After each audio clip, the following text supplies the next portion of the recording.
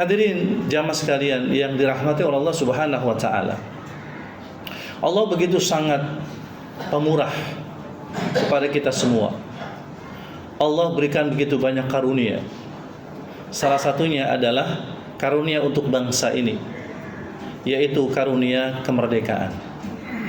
Yang kemerdekaan ini belum bisa dimiliki atau belum bisa dirasakan oleh saudara-saudara kita yang ada di Palestina. Mereka belum bisa menghirup udara kebebasan karena tanah air mereka masih dijajah oleh Zionisme Israel. Kata Dr. Yusuf Al-Qaradawi, ketika semua negara-negara yang didiami oleh orang Islam di era modern itu sudah memerdekakan diri dan membentuk negara masing-masing di era modern, tapi ternyata saat ini ada satu negara yang belum mendapatkan kemerdekaannya, masih dijajah. Kalau dulu, kata Dr. Yusuf Al-Qaradawi lebih lanjut, negara-negara Muslim dijajah oleh negara Eropa, ya, entah itu Belanda, Inggris, ya, Prancis, ya, dan sebagainya. Mereka menjajah itu, ya, itu hanya mengambil sumber daya alam yang ada di negara yang dijajahnya. Nah, sementara penjajahan yang dilakukan oleh Zionisme Israel itu bukan cuma mendiami wilayah, tapi juga mencaploknya. Bahkan yang parah lagi adalah dengan mengusir penduduknya. Nah, inilah penjajahan yang lebih biadab, ya, dibandingkan dengan penjajahan yang dilakukan oleh bangsa Eropa pada masa yang lalu. Oleh karena itu, maka tentu kita masih merasa prihatin atas kondisi seperti ini dan terus masih menyuarakan untuk kemerdekaan negara Palestina. Yang dulu ketika Indonesia merdeka, maka salah satu negara yang mendukung kemerdekaan Indonesia adalah negara Palestina dulu pada saat kita merdeka. Maka tentu apa yang telah mereka lakukan untuk kita tidak akan bisa kita lupakan. Sehingga wajar kalau saat ini kita pun juga harus mendukung untuk kemerdekaan negara Palestina. Hadirin jamaah sekalian yang dirahmati oleh Allah Subhanahu wa taala. Berbicara tentang kemerdekaan, maka agama yang kita anut, yaitu Islam, adalah agama yang menjunjung tinggi kemerdekaan, kebebasan. Orang yang dia itu tidak dijajah, orang yang itu tidak dieksploitasi, maka dia adalah orang yang bebas, orang yang merdeka. Kebebasan itu dari banyak sisi. Kebebasan hidup, kebebasan berbicara, kebebasan berserikat, berkumpul, kebebasan bahkan memeluk agama, ya. Ini adalah merupakan kebebasan yang telah diberikan oleh agama Islam. Bahkan Allah enggak cuma memberikan kebebasan dan kemerdekaan, tapi bahkan menghormati manusia. Allah berfirman di dalam surah Al-Isra ayat 70. Kata Allah, walaqad karamna bani Adama. Sungguh kata Allah, kami telah memuliakan anak keturunan Adam. Jadi kita ini manusia semua dimuliakan oleh Allah Subhanahu wa taala. Bahkan bentuk kemuliaannya itu adalah dengan diciptakan kita semua dalam bentuk yang paling baik. Dalam surah At-Tin ayat 4. Laqad khalaqnal insana fi ahsani taqwim. Sungguh kata Allah, kami telah menciptakan manusia itu dalam bentuk yang paling baik.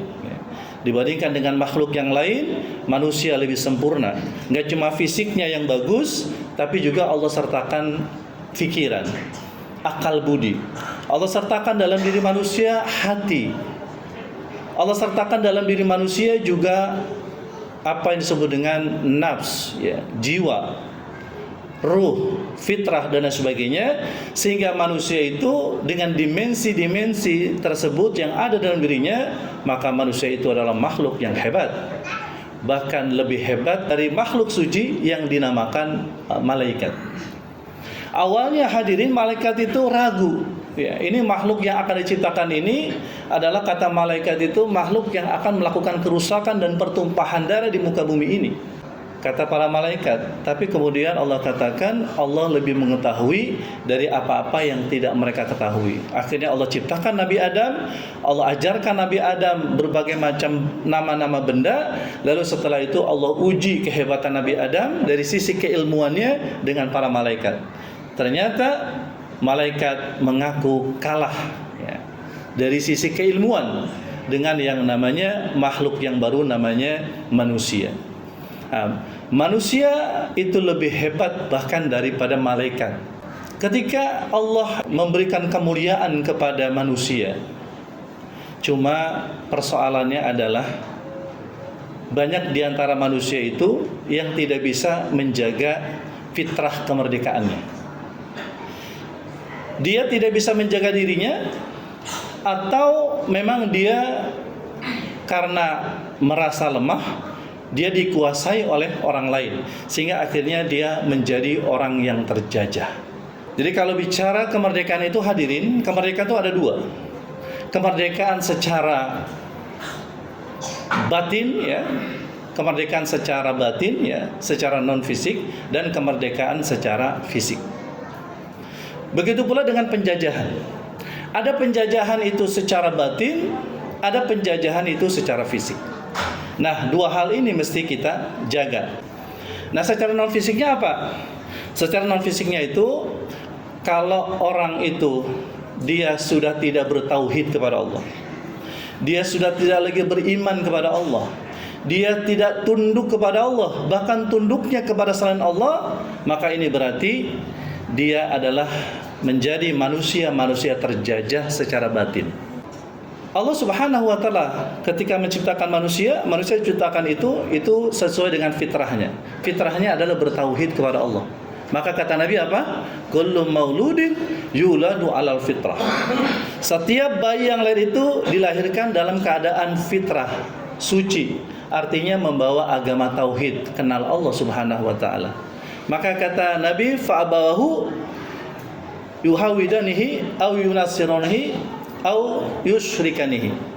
Maka nanti orang tuanya itu akan merubah si anak itu, apakah dia menjadi penganut Yahudi, apakah dia akan menjadi penganut Nasrani, atau menjadi penganut orang-orang penyembah berhala atau orang-orang musyrik.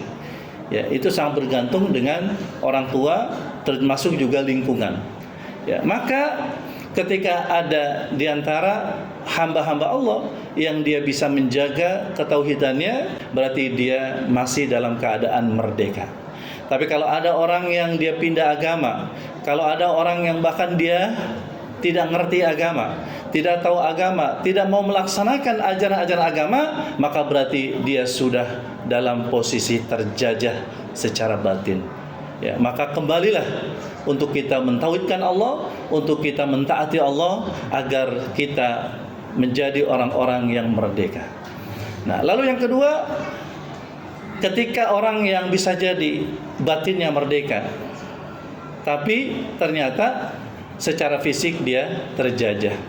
Ya, ketika ada orang-orang yang mulai untuk menguasai orang lain secara fisik, maka itu berarti dia adalah penjajah. Hal ini misalnya dikisahkan dari Ratu Balqis.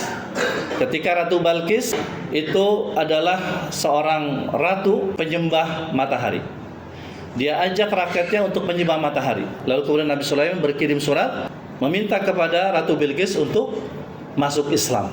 Meminta dia untuk meninggalkan kepercayaannya atau ibadahnya menyembah matahari, menuju kepada penyembahan kepada Allah Subhanahu wa taala. Lalu kemudian Ratu Bilqis, persepsinya, pemahamannya, kalau sudah ada kekuasaan yang mau untuk memasuki negerinya, maka dia pikir itu adalah sebuah penjajahan. Maka di persepsi dia adalah innal muluka idza dakhalu qaryatan afsaduha.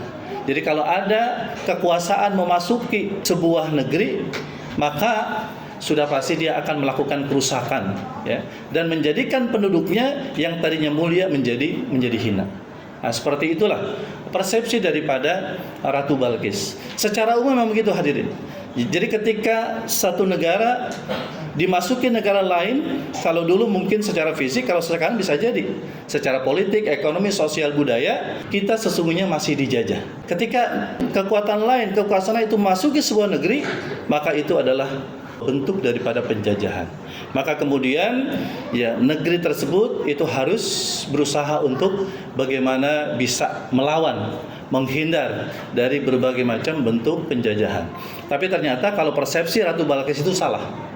Justru Nabi Sulaiman mengirim surat memasuki negerinya bukan untuk menguasai sumber daya alamnya, bukan untuk menjajah, tapi sebenarnya adalah untuk mengembalikan kemerdekaan daripada Ratu Balkis dan rakyatnya. Karena yang diinginkan oleh Nabi Sulaiman itu adalah agar mereka menyembah Allah, bukan menyembah matahari. Kalau mereka mau menyembah Allah, menjadi muslim, maka ya sudah, mereka ekonominya, politiknya, segala macamnya nggak akan dikuasai oleh Nabi Sulaiman. Tapi kalau mereka menolak, tentu Nabi Sulaiman akan mengirimkan bala tentaranya. Nah, dari kisah tersebut hadirin ya, bahwa yang kemudian bisa kita ambil kesimpulan adalah bahwa kalau ada kelompok lain atau kekuatan lain ya menguasai ya secara fisik, maka tentu ya kita harus melawan ya. Ya, karena sesungguhnya Allah saja itu memberikan kemerdekaan buat kita ya. Maka kenapa manusia itu melakukan eksploitasi terhadap manusia yang lain? Maka tidak ada kata selain melakukan perlawanan.